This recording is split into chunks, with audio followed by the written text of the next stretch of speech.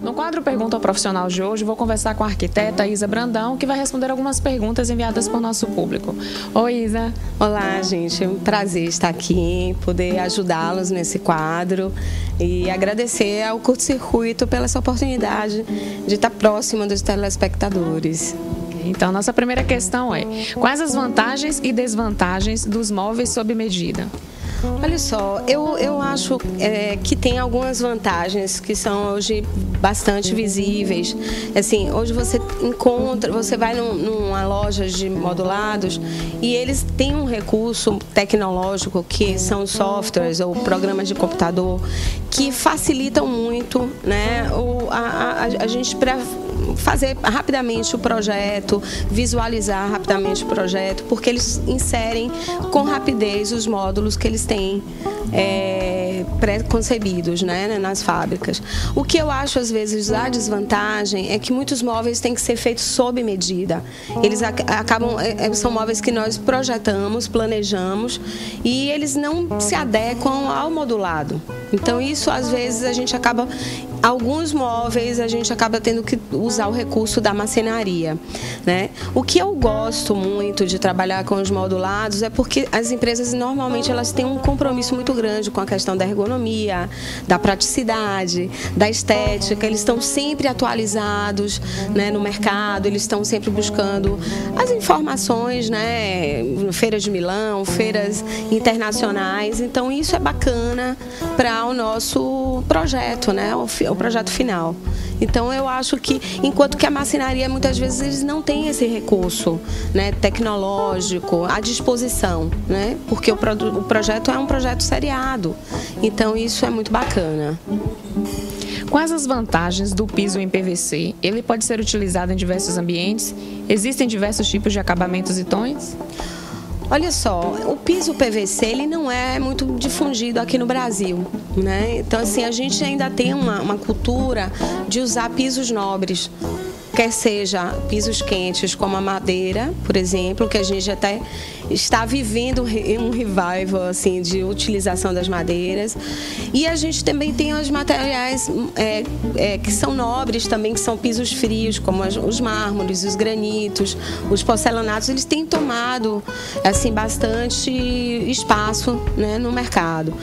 O que eu acho interessante no piso de PVC é porque ele tem algumas propriedades e algumas características muito interessantes, como, por exemplo, eles são versáteis, né? São pisos fáceis de limpeza, eles têm cores diferentes, acabamentos diferentes, eles têm fácil aplicação, inclusive, é uma aplicação muito rápida, é muito limpa, né, a obra com piso de PVC, mas ele não é muito difundido aqui no Brasil.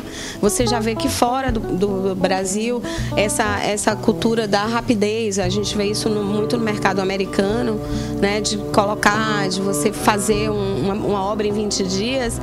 A gente não tem tanto essa cultura, então, infelizmente, talvez a gente não tenha essa oportunidade de conhecer o piso de PVC.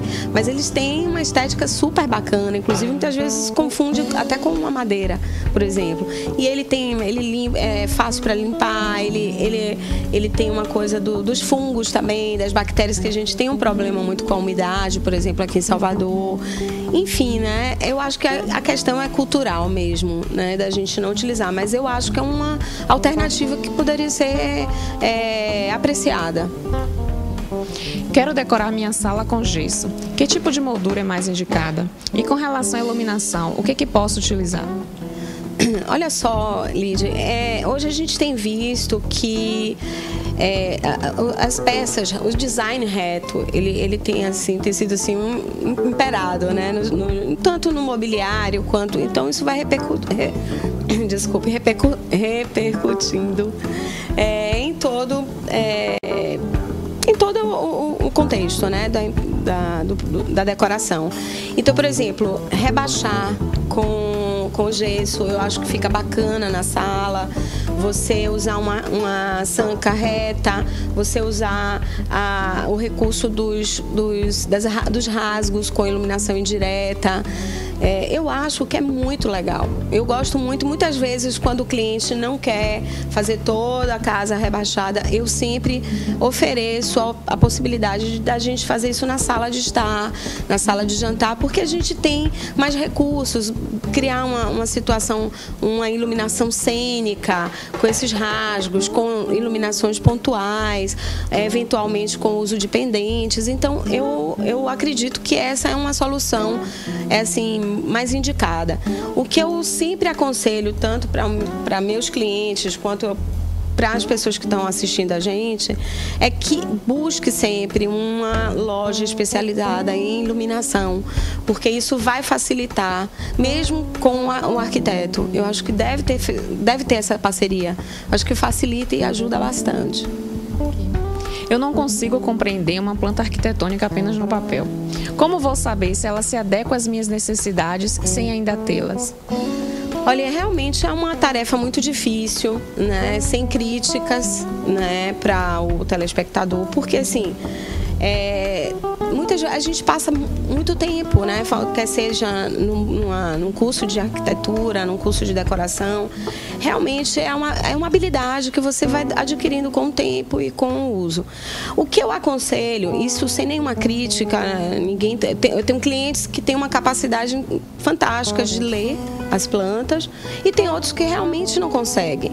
O que eu aconselho mesmo é usar o recurso, né, do 3D, das maquetes eletrônicas.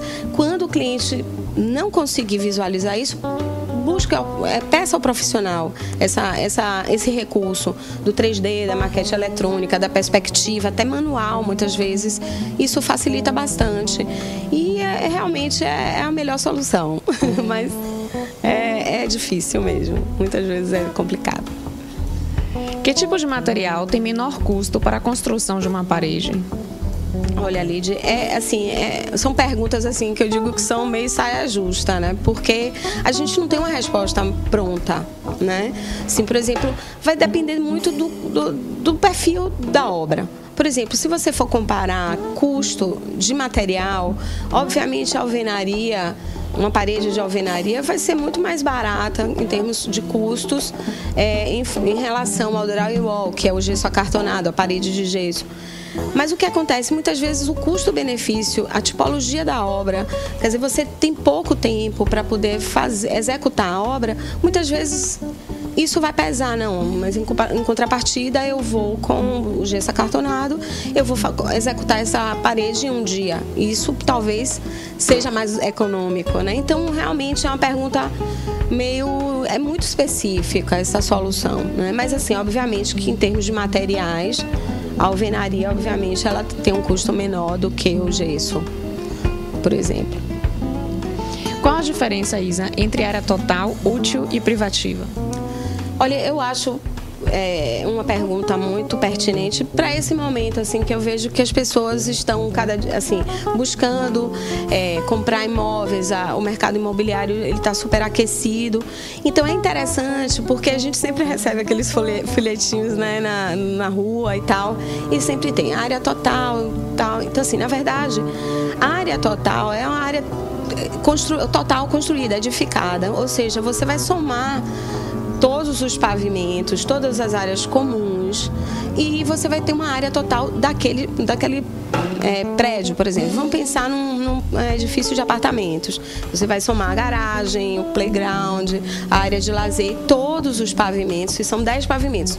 Você multiplica pela área e você tem a área total. A área útil é a área do piso. A gente pode visualizar assim, por exemplo, onde a gente vai botar o porcelanato? Ali é uma área útil, né? A área de piso.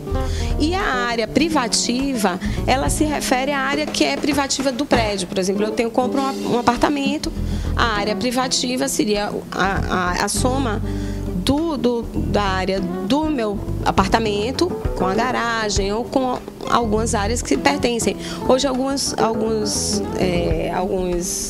apartamentos, alguns prédios, alguns projetos, você tem até uma areazinha que é reservada para, assim, depósitos. Então, isso seria a área privativa, que é diferente da área comum, que seria playground, a área de lazer, enfim, essa é a diferença.